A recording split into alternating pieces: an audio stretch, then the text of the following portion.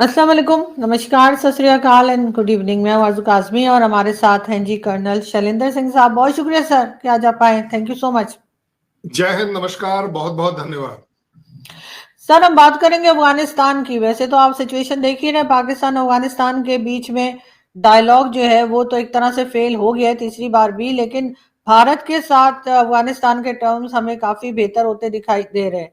आप लोग वहाँ पे जो है वो रिसर्च सेंटर भी ओपन कर रहे हैं, लेकिन आपको लगता है कि भारत कोई खास रोल प्ले कर पाएगा अफगानिस्तान की जो कुछ 20 साल जंग रही और तबाही हुई, लेकिन इस वक्त तालिबान की गवर्नमेंट जो है उसमें आप समझते हैं कि आप लोग कोई ऐसा रोल प्ले कर सकते हैं जिससे कि अफगानिस्तान में अमन आए और पाकिस्तान के साथ भी जो कुछ चल रहा है वो भी रोका जाए। साथ ही रिसर्च सेंटर जो आप लोग खोल रहे हैं, क्या गर्ल्स एजुकेशन के ऊपर भी भारत की गवर्नमेंट जो है वो उनको समझाने की कोशिश करेगी, जो कि मेरा ख्याल है करना चाहिए।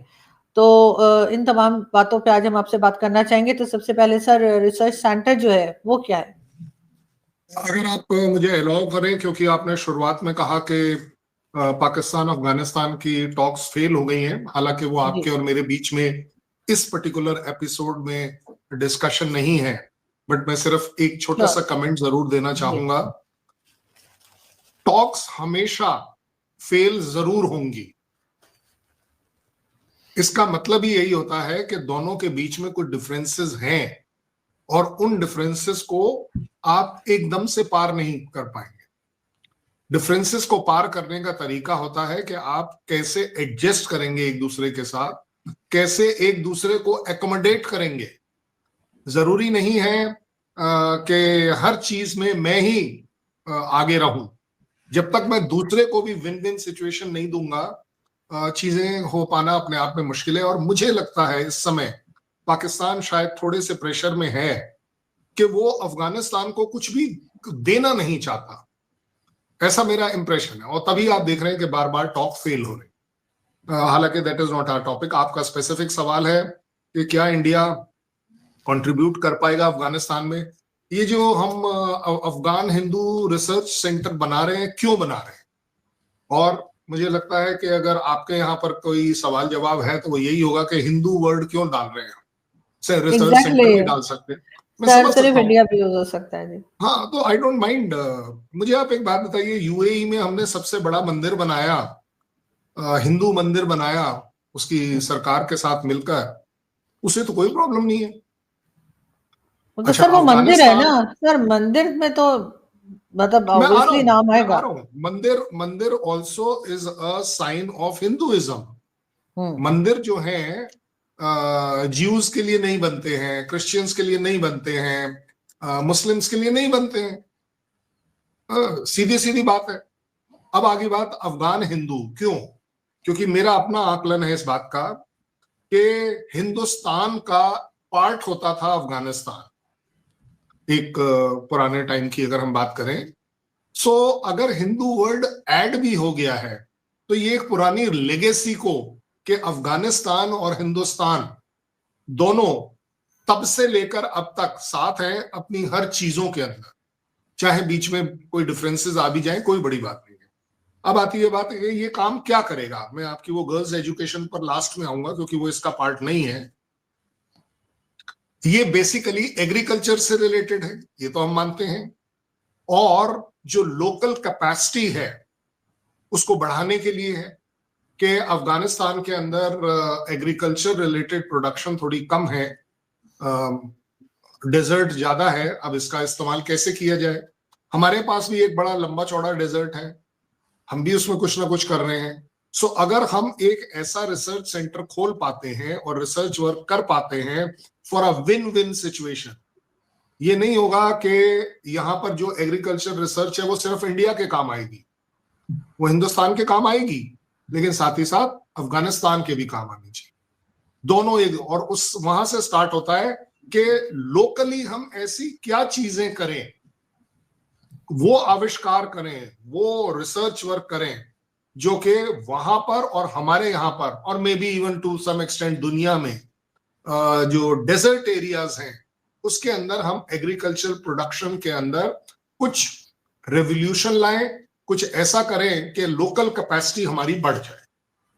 इसके अलावा क्यों करेंगे हम दोनों ये काम? हम ये इसलिए भी करेंगे क्योंकि दोनों के कुछ एक चैलेंजेस कॉमन है। एंड आई रियली विश कि आरजू काजमी भी अपना झंडा ऊपर कर कर इसमें जोड़ दें और कहें कि सर ये तो हमारे यहाँ पर भी है, डेजर्ट तो हमारे यहाँ पर भी है, कैपेसिटी जो है एग्रीकल्चरल वाली हमारे यहाँ भी कम है, क्यों ना इसे बढ़ाया जाए, अगर हमने एक अच्छी चीज को देखना है। बट फिर भी कॉमन चैलेंजेस हमारे क्या है? सिवियर क्लाइमेटिक चेंज जो आया है, जिस वजह से प्रोडक्शंस नीचे जा रहे हैं। अब आपके यहाँ सरकार और आर्मी ये जरूर कह देगी आपको चिढ़ाने के लिए, नहीं हमारे पास तो पहले ही बहुत कुछ है, हमें कुछ चाहिए ही नहीं, ये तो अफगानिस्तान और हिंदुस्तान को करने दीजिए। अगर ऐसा रहेगा तो प्रोबेबली पाकिस्तान इसमें छूट जाएगा। ड्राउट कंडीशंस बढ़ती जा रही हैं, हो सकता है आपके यहाँ ना बढ़ रही हो या आपको ना बताई जा रही हो, और ड्राउट कंडीशंस की वजह से ह्यूमैनिटी का लॉस होगा, चीजों की जो कीमतें हैं वो ऊपर जाएंगी, इकोनॉमी नीचे जाएगी। क्रॉप्स के अंदर जो पेस्ट आ रहे हैं, जो बीमारियां आ रही हैं क्रॉप के अंदर, उनके पास भी ये तकलीफ है, हमारे पास भी एक तकलीफ है। अगर किसी भी तरह का रिसर्च वर्क करते हैं, न केवल हम दोनों के लिए फायदेमंद होगा, बट मे बी इसी तरह की कंडीशंस में जहां जहां दुनिया में एग्रीकल्चरल काम हो रहा है, उन सब के लिए फायदा हो सकता है। मैंने एक और चीज डाली है कि एग्रीकल्चरल आउटपुट हम कंटिन्यूअसली देख रहे हैं, और हम अमेरिका को प्रोटेस्ट करते हैं कि उनका जीएम जो जेनेटिकली मॉडिफाइड सीड है, हम उसको नहीं लेंगे फॉर वट एवर रीजन, हमने डिसाइड कर रखा है। बट ओवरऑल अगर देखा जाए तो एग्रीकल्चरल प्रोडक्शन पर एकड़ कम होती जा रही है, अब इसे बढ़ाना भी है। और अगर बढ़ाने में मैंने डिसाइड कर रखा है कि जीएम वाला सीड लूंगा नहीं, जीएम फूड लूंगा नहीं, अमेरिकन वाला नहीं लूंगा, तो कोई ना कोई तरीका निकालना पड़ेगा जिससे कि प्रोडक्शन के अंदर एक इजाफा है। कम जमीन हर जगह कम है, खाने वाले ज्यादा हैं, प्रोडक्शन को बढ़ाने के अलावा आपके पास कोई चॉइस नहीं, क्योंकि आप हवा में कद्दू और लौकी उगा नहीं पाएंगे, उगानी तो जमीन पे ही पड़ेगी। Climatically resilient crop variety, climate जैसे जैसे चेंज होता है, एक्सट्रीम टेम्परेचर्स पर, लेट्स से अगर हम अफगानिस्तान के डेजर्ट की बात करें और हमारी 50-55 टेम्परेचर्स वाले, क्या उसमें आएगा? सो उसके लिए आपको वो क्रॉप की वैरायटी आविष्कार करना पड़ेगा कि वो उस टेम्परेचर में भी सरवाइव कर जाए और आपको प्रोडक्शन दे पाए। अदरवाइज आपके पास, मेरे को लगता है मोर देन 70 to 80% टेम्परेचर्स और राजस्थान में ज्यादा ही रहते हैं, सो वहां तो कुछ होगा ही नहीं। सो ये रिसर्च सेंटर वो वाला काम भी करेगा। And last but not the least, के जो एग्रीकल्चरल रिलेटेड स्पेशलिस्ट स्किल हैं हर तरीके से, उसके अंदर हम एक रिसर्च वर्क कर पाए। मैंने ये सारा होमवर्क आपके लिए इसलिए किया है कि इसमें आप जैसे लोग पाकिस्तान की आवाम को बता पाएं कि चीजें रिसर्च सेंटर में सिर्फ एक काम के लिए नहीं होती हैं, जो कि प्रोबेबली अनफॉर्चुनेटली आपके यहाँ पर वो फोकस होता है कि नहीं जी अब तो इंटेलिजेंस वाले अंदर आ जाएंगे, वो घुसकर अफगानिस्तान को इंस्टिगेट करेंगे कि जी पाकिस्तान के अंदर ये करो या वो करो। मैंने इतनी सारी चीजें जो आपको बताई हैं वो फायदे वाली चीजें बताई हैं दोनों कंट्रीज के लिए, और अगर दोनों कंट्रीज को फायदा होता है तो वेल, पाकिस्तान को तकलीफ तो नहीं होनी चाहिए। आपके यहाँ तो सिर्फ एक ये सोच क्रिएट करी है आईएसआई ने कि नहीं जी अब ये हमारे को अफगानिस्तान के थ्रू रिसर्च सेंटर में वो AK-47 बनाकर, पता नहीं कौन कौन से बम बनाकर हमारे ऊपर या हमारे खिलाफ काम करेंगे। ऐसा आपके यहाँ इंप्रेशन मैंने जनरली देखा है, बड़ी जल्दी हो जाता है। अब आती है बात वेरी इंपॉर्टेंट, अफगानिस्तान को क्या फायदा है? ये तो मैंने दोनों जो अभी तक बताया आपको, वो सारे वो पॉइंट्स थे जो कि हम दोनों के लिए फायदेमंद थे, आवाम के लिए फायदेमंद थे, इंसानियत के लिए फायदेमंद थे, दुनिया के लिए फायदेमंद थे। इसका फायदा आप मान लीजिए मेरी बात, इनमें से जो जो चीजें सक्सेसफुल होती जाएंगी आप देखेंगे पाकिस्तान भी अपनाएगा, क्योंकि डेजर्ट आपके पास भी है, मेरे पास अकेला नहीं है।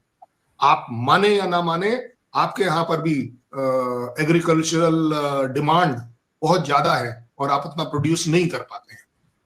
अफगानिस्तान क्यों करेगा?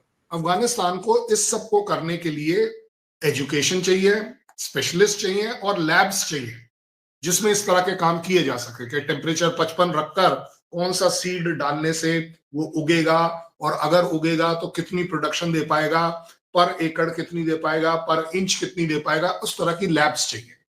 और वो लैब्स की काबिलियत लकीली हमारे यहाँ है, हम उसको दे पा रहे हैं। और ऐसा नहीं है कि कोई भी चीज हम फ्री फंड में दे रहे हैं, we will be charging for that. एक इकोनॉमिक इंटरेस्ट भी है, पैसों का इंटरेस्ट भी है। ओके, उनको बहुत ज्यादा जरूरत है कि वो चेक डैम्स, जो एक छोटे छोटे चेक डैम्स होते हैं नदी का, क्योंकि पानी सबसे बड़ा प्रॉब्लम उनके लिए भी। सो वो बना पाए, जिसकी तकनीक उनके पास नहीं है, और अगर वो इंडिया से लेना चाहते हैं, अगेन ये हमारे लिए भी विन सिचुएशन है कि we will be earning out of that. Enhance life stock and quality, एक ये बहुत बड़ी चीज है कि अफगानिस्तान में ना लाइफ स्टॉक, गोट्स ले लो, भेड़ू ले लो, ये इस तरह के जो एनिमल्स हैं, ये इनकी क्वालिटी नीचे होती जा रही है। अब उनको इसके ऊपर रिसर्च करने के लिए चाहिए कि किस तरह से इसकी क्वालिटी और क्वांटिटी दोनों इंप्रूव करी जाए। क्योंकि अगर भेड़ू का एक एग्जांपल ले लूं, तो एक भेड़ जो कि एज अ मीट बात करें, तो वो 10 किलो की हो रही है, 12 किलो की हो रही है, जबकि वर्ल्ड में लोग 40-40, 50-50 किलो की भेड़ बना रहे हैं। तो उसकी क्वालिटी में इंप्रूवमेंट आ रहा है, जेनेटिक क्वालिटी जिसको मैं कह सकता हूं। Yes, this is again very important कि जो लैब्स हैं उसमें अफगानिस्तान और इंडिया दोनों मिलकर, क्योंकि दोनों के लिए ये फायदेमंद होगी कि ये जो लाइफ स्टॉक है, एनिमल लाइफ स्टॉक जो है, इसकी हेल्थ अच्छी हो, सो दैट इसके अंदर से निकला हुआ मीट जो ह्यूमन कंजम्पशन के लिए आता है वो अच्छा हो जाए। Last but not the least, के अफगानिस्तान ये भी चाहता है कि जो उनके फार्मर्स, उनके ट्रेडर्स, जो भी स्पेशलिस्ट इन चीजों में डील कर रहे हैं, उनको इंडिया के लिए वीजा आसानी से मिले, आने जाने की फैसिलिटी मिले। क्योंकि right now because of Taliban problem, because of the terrorism problem, बहुत जरूरत है कि इंडिया वीजा बड़े ध्यान से देना चाहेगा, across the board open ended नहीं देना चाहेगा, और उस वजह से काफी हद तक अफगानिस्तान को प्रॉब्लम है अब तक, जो वो ओवरकम करना चाहता है। सो अगर आप ये सारी चीजें जोड़कर देखें, तो रिसर्च सेंटर एक एंटी पाकिस्तान इंटेलिजेंस सेंटर लग रहा है, या ह्यूमैनिटी और दोनों देशों के लिए विन विन लग रहा है, ये डिसीजन मैं आप पर छोड़ता हूं। बिल्कुल ऐसा ही है सर, लेकिन जाहिर है कि जो आपने पाकिस्तान की बात की, तो डेफिनेटली पाकिस्तान में तो और तरह से हर चीज को लिया जाता है। अगर कहीं पर इस वक्त तो हम दोनों को ही दुश्मन बता रहे हैं, भारत को भी और अफगानिस्तान को भी। लेकिन सर आगे फ्यूचर क्या लग रहा है? बहुत दुख की बात है कि कल तक अफगानिस्तान अपना था, कल तक तालिबान भी हमारा अपना था as far as Pakistan is concern. ये मेरे स्टेटमेंट नहीं है, ये आपके आईएसआई चीफ के स्टेटमेंट है उस समय के, जब तालिबान आया था 2021 में, और जब अमेरिकन जा रहे थे। अगर आप उस समय के सीन चला दोगे तो आप तो बोलोगे भाई पाकिस्तान से ज्यादा खुशी की लहर और कहीं थी नहीं। लेकिन सर ये अचानक हुआ क्या है कि पाकिस्तान से इतनी दूरी हो गई और भारत से इतनी दोस्ती हो गई अफगानिस्तान की, जबकि यहाँ से तो बहुत दावे हुए थे कि हमने तो गवर्नमेंट हमने बनाई है अफगानिस्तान की, तालिबान की। तो सर ये फिर दूरियां क्यों आ गई एक दूसरे के साथ, इतनी नफरतें, और ये कहना कि जी हम तो हमारे लिए तो ये दुश्मन है, इस किस्म की बातें कैसे होने लगी पाकिस्तान से आपके ख्याल से? दिल साफ नहीं है, दिल साफ होने चाहिए। आप, जैसे मैं आपको ये वाला जो रिसर्च सेंटर है, मैंने आपको कम से कम नहीं तो 17 पॉइंट गिनवाए हैं जो अच्छाई की तरफ है, सिर्फ और सिर्फ अच्छाई की तरफ है। इसमें से कहीं कोई अभी तक मैंने बुराई लिस्ट आउट नहीं करी है। मैं बुराई लिस्ट आउट कर दूंगा आपके लिए, पाकिस्तान की आवाम के लिए, कि अगर कोई आपको मिसगाइड कर रहा है तो क्या है। सो अपने आप में मुझे लगता है Afghanistan is quite annoyed with Pakistan for few reasons. उसमें से एक रीजन ये है कि कल तक आप हमारे नाम पर पैसा कमा रहे थे, चाहे वो रिफ्यूजी के नाम से कमा रहे थे, चाहे टेररिस्ट पैदा करने के लिए, क्योंकि अमेरिका आपको पैसा देता था। और इसमें कोई मेरे से डिस्प्यूट प्लीज मत कीजिएगा, क्योंकि ये तो आपके मिनिस्टर्स का कहना है, ये तो आपके ख्वाजा साहब का भी कहना है कि yes we were charging, we were negotiating and we were charging more and more, and we kept doing that work. So अपने आप में, जब आप एक बात बताइए, आपने एक शेर पाला, शेर पाला नहीं एक्चुअली, शेर एक पैदा किया, शेर पाकिस्तान के पॉइंट ऑफ व्यू से बोल रहा हूं, क्योंकि अगर मैंने गीदड़ बोला होता तो आपके यहाँ लोग बुरा मान जाते। सो आपने एक शेर पैदा किया, उसको पैदा कर कर उसको इतना स्ट्रांग बनाया, खिला पिलाकर उसको ट्रेन कर कर उसको खूंखार बनाया कि वो वर्ल्ड में माना जाने लगा कि तालिबानी टेररिस्ट जो होते थे वो वर्ल्ड के टॉप टेररिस्ट माने जाते थे, बट वो पैदा और डेवलप किए गए थे पाकिस्तान। चलिए कोई बात नहीं, क्योंकि उस समय आपको वो सब करने के लिए पैसा यूएस दे रहा था कि भाई रशिया को वहां पर नहीं होने देना है, सीधी सीधी बात है। उसके बाद जब अमेरिका आ गया तो आपने फिर वो पाला बदल दिया। तो अफगानिस्तान में तालिबान को बुरा लगा कि यार आप तो हमारे साथ थे, अब अगर अमेरिका आ गया, अगर हम अमेरिका से लड़ रहे हैं तो उसमें भी तो आप हमारा साथ दो।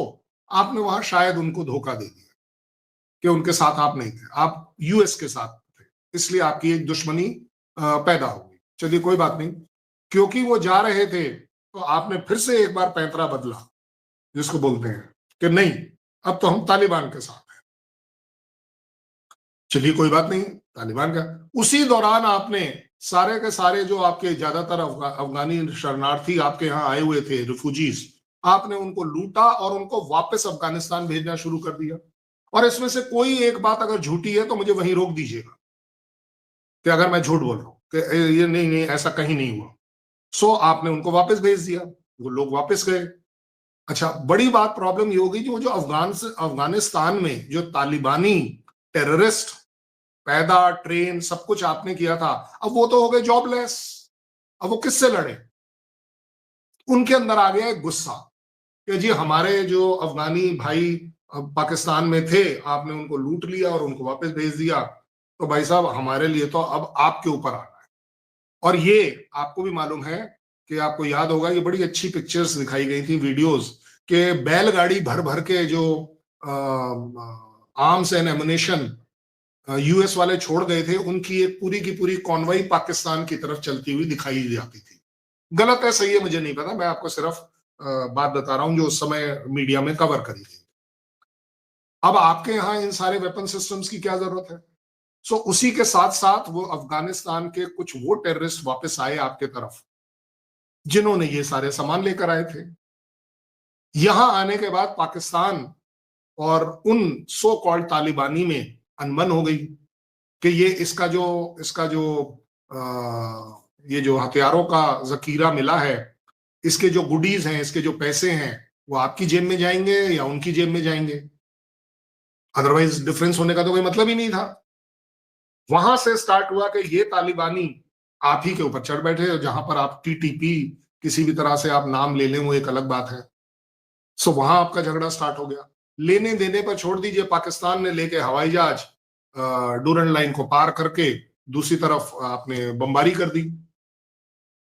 बमबारी में आपने, सही है गलत है मुझे नहीं पता, बट ये बात जरूरी है कि जिस लीडर को आपने मारने का क्लेम किया था वो थोड़े दिन बाद दिख गया था, बट अनफॉर्चुनेटली वो 19 बच्चे और कोई 30 जो लेडीज मारी गई, वो अफगानिस्तान ने जरूर हाईलाइट किया।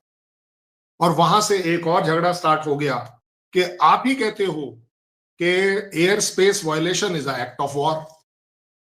तो भाई साहब जरूरी बात है कि अफगानिस्तान वालों ने आपकी जो डूरन लाइन की तरफ पोस्ट थी उनके ऊपर अटैक कर दिया। टू माय हॉरर, उन पोस्ट के आर्मी पर्सनल पाकिस्तान के पोस्ट छोड़ के भागने लगे। तो वहां से अफगानिस्तानियों का मुराल और अप हो गया कि अरे यार ये तो भाग रहे हैं, हमें तो डर लगता था इनसे पहले कि तो वो आर्मी है जो हमें ट्रेन करती थी तो हमसे बड़ी है, यहाँ तो ये भाग रही है।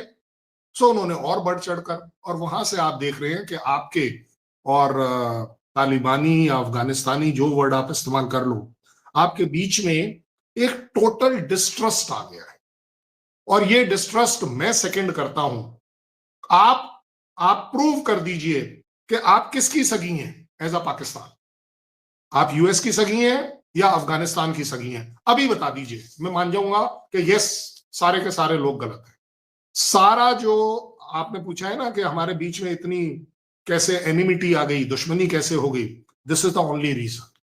अफगानिस्तानी ऑब्लिक तालिबानी एक पर्टिकुलर टाइम पर आपको अपना माए बाप समझते थे, क्योंकि आपने उन्हें पैदा किया था, ट्रेन कर रहे थे आप, वगैरह वगैरह। और आज आप उन्हीं को मार रहे हो क्योंकि आपने जाकर वो क्या बोलते हैं, ट्रंप चाचा को दिखाना है कि जी हम बगराम आपको दिलवा पाएंगे शायद। ये कहानी बगराम की है as far as US is concern.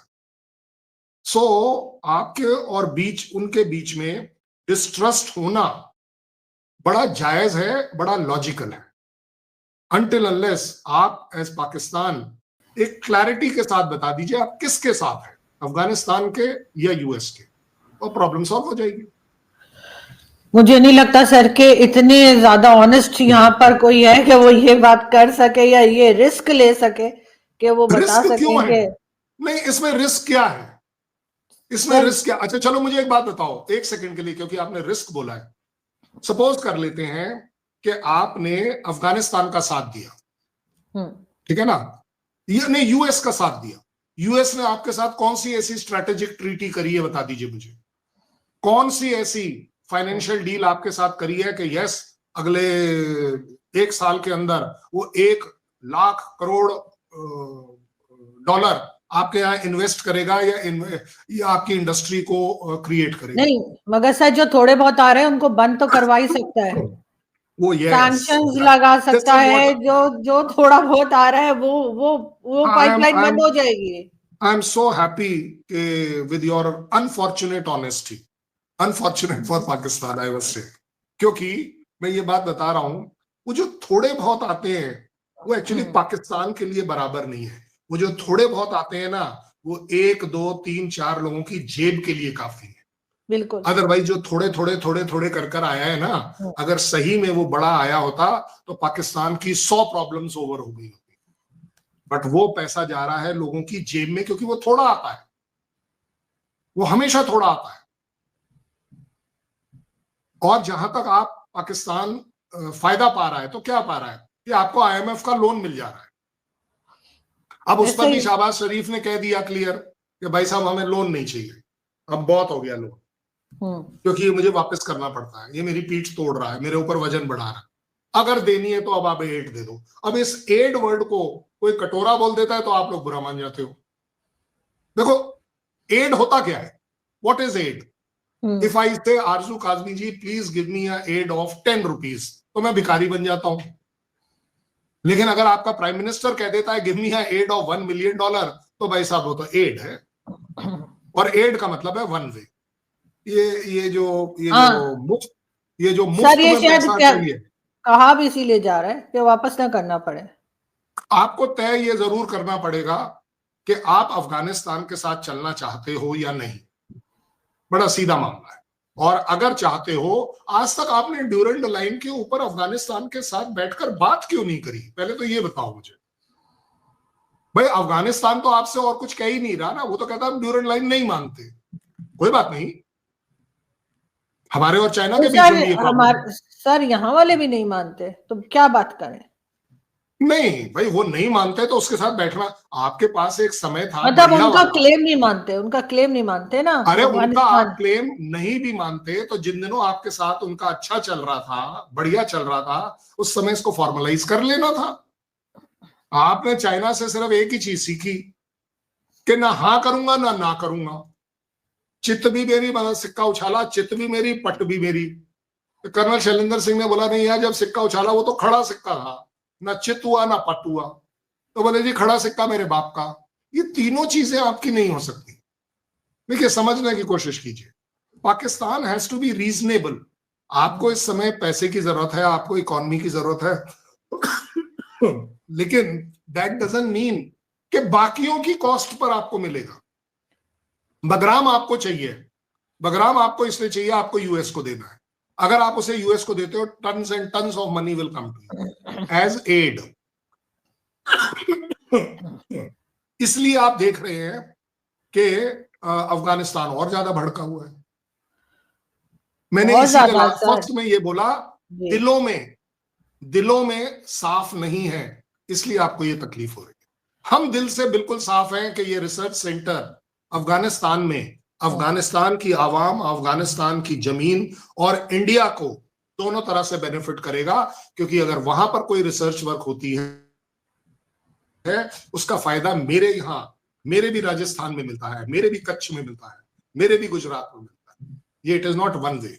और हमारा, अगर आप एक्सक्लूसिव इंडिया का इंटरेस्ट देखें, आपके पॉइंट ऑफ व्यू से भी मैं डाल देता हूं कि आपका और हमारा इंटरेस्ट क्या है। हमारा सबसे बड़ा इंटरेस्ट ये है कि समहाउ हम बिल्कुल नहीं चाहते कि अफगानिस्तान पाकिस्तान के साथ मिलकर टेररिज्म कर पाए, और इसीलिए मुत्तकी साहब बोलकर गए हैं बड़े क्लैरिटी के साथ कि अफगान की भूमि एंटी इंडिया एक्टिविटीज के लिए इस्तेमाल नहीं होने देंगे।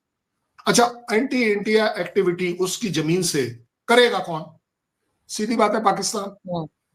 बड़ी सीधी बात कर रहे हैं। क्यों? क्योंकि आजकल आपने ट्रेनिंग कैंप पीओके वाले शिफ्ट कर दिए हैं उस तरफ, खैबर पख्तूनख्वा में। इसीलिए करेंगे कि भाई चलो चलो, एक तो हमारा अपना इंटरेस्ट ये है कि हम टेररिज्म में अफगानिस्तान के रोल को रोकना चाहते हैं, और जितना ज्यादा हम अफगानिस्तान को रोक पाएंगे हम पाकिस्तान को डिस्करेज करेंगे। दूसरा एक और भी है, जितना ज्यादा, ये अब मैं एज अ फौजी बात कर रहा हूं, नॉट एज अ स्ट्रेटजी, ये मेरी फौजी स्ट्रेटजी है। जितना ज्यादा अफगानिस्तान पाकिस्तान बॉर्डर के ऊपर टेंशन होगी, उतनी ही ज्यादा पाकिस्तान की आर्मी उस बॉर्डर के ऊपर लगेगी, क्योंकि अदरवाइज आपकी लगती नहीं है। सो मैं तो चाहूंगा कम से कम आपकी 2 कोर से 3 कोर उस पूरे एरिया में कमिटेड रहे, क्योंकि आपके यहाँ वो जो कोर खाली बैठी रहती हैं, तो वो बोलते हैं ना एम्प्टी माइंड डेविल्स वर्कशॉप, वो सिर्फ यही देखती हैं कि हमें जेएनके में क्या करना है, इंडिया के खिलाफ क्या करना है। तो हम चाहते हैं कि पाकिस्तान आर्मी कुछ अपना आर्मी का प्रोफेशन उस वाले बॉर्डर पे जरूर करे। हम ये भी चाहते हैं, ये हमें फायदा है कि हम जितना ज्यादा अफगानिस्तान के साथ जाएंगे, पाकिस्तान और उसकी आईएसआई का इन्फ्लुएंस अफगानिस्तान पर anti India point of view से नहीं हो पाए। हमारा ये इंटरेस्ट है, ये हमारा जायज इंटरेस्ट है। आप बोले चाहे कुछ भी कि नहीं जी हम नहीं करते हैं, क्या करते हैं, बट हमें पता है कि आप क्या कर रहे हैं, क्या नहीं कर रहे हैं। अब आती है बात, ये हो गई जो anti India versus anti Pakistan. ज्यादा बड़ी बात, हम उनके साथ ट्रेड करना चाहते हैं। हम तो ट्रेड करना चाहते हैं कि उनके हमारे बीच में ट्रेड हो, उनके ड्राई फ्रूट्स हमारे यहाँ आए, हमारा सामान उनके पास जाए। और हम ये भी चाहते हैं कि वो जो ईरान में हमारा पोर्ट है वो मैक्सिमम इस्तेमाल ईरान की तरफ से हो, क्योंकि जब अगर ईरान के थ्रू करते हैं तो हमारा जो एशियन एक ट्रेड रूट जो एक तरह से चाइना के सी पैक के पैरेलल चलता है डेवलपमेंट के लिए, उसका हमें भी फायदा मिले, अफगानिस्तान को भी फायदा मिले। हमने तो पाकिस्तान को एक बार बोला था फायदा ले लो, वो जो हमने ईरान से बोला था वो पाइपलाइन आएगी आपके थ्रू, आपको रेंट मिलेगा, आपको फिर भी नहीं मंजूर था कि नहीं जी, क्योंकि हमने आपसे एक सोवरेन गारंटी ये मांगी थी कि भैया इसके ऊपर कोई टेररिस्ट अटैक नहीं हो सकता। आपने बोला जी हम नहीं गारंटी देंगे। इसका मतलब क्या है? इसका मतलब क्या है? सीधी सीधी बात है ना कि कोई तो इन्वॉल्व है उस कंट्री में, पाकिस्तान में, as far as I am concern. हमारा एक बड़ा अच्छा फैक्टर जो अफगानिस्तान के साथ है कि हमारा ट्रेडिशनल सोशल और कल्चरल कोऑपरेशन भी है उनके साथ, कि हम मानते हैं अभी भी कि हम कभी एक थे, पाकिस्तान माने या ना माने, बट हम दोनों मानने को ये बात तैयार है अफगानिस्तान और हम चाहते हैं कि वो हमारे यहाँ जितना ज्यादा एजुकेशन के लिए आएंगे हमारा एजुकेशन ट्रेड बढ़ेगा। हमारा ये भी एक एम है। हमारा एक और एम है कि मुस्लिम वर्ल्ड में ये एक और मुस्लिम कंट्री अगर हमारे साथ होता है तो मुस्लिम फैक्टर को हम, पाकिस्तान का जो एंटी वाला जो पार्ट है उसको हम न्यूट्रलाइज कर पाते हैं, क्योंकि पाकिस्तान हमेशा दुहाई देता है कि ये तो attack is on the Muslim community. हमारे पास प्रूफ होगा कि यूएई के साथ हम अच्छा काम कर रहे हैं, हम कतर के साथ भी ठीक ठाक काम कर रहे हैं, हम अफगानिस्तान के साथ इतना डेवलपमेंट काम कर रहे हैं। हमारा एक और जो सबसे last but not the least is, इन सब चीजों में मैं ये मानने को तैयार हूं, जितना ज्यादा मैं क्लोज अफगानिस्तान को अपने साथ रखूंगा उतना ही मैं पाकिस्तान की नेगेटिविटीज को इन्फ्लुएंस कर रोक पाऊंगा, कम कर। ये भी मेरा एक। खैर सर, तीनों कंट्रीज को मेरा ख्याल है कि इस तरफ भी जरूर जाना चाहिए कि अमन रहे और तभी आगे बढ़ पाएंगे। बहुत शुक्रिया सर कि आपने आज ज्वाइन किया। हमेशा की तरह बहुत अच्छा लगा आपसे बात कर कर। Thank you so much. Thank you sir. बहुत बहुत धन्यवाद। जय हिंद, नमस्कार। थैंक यू, नमस्कार सर।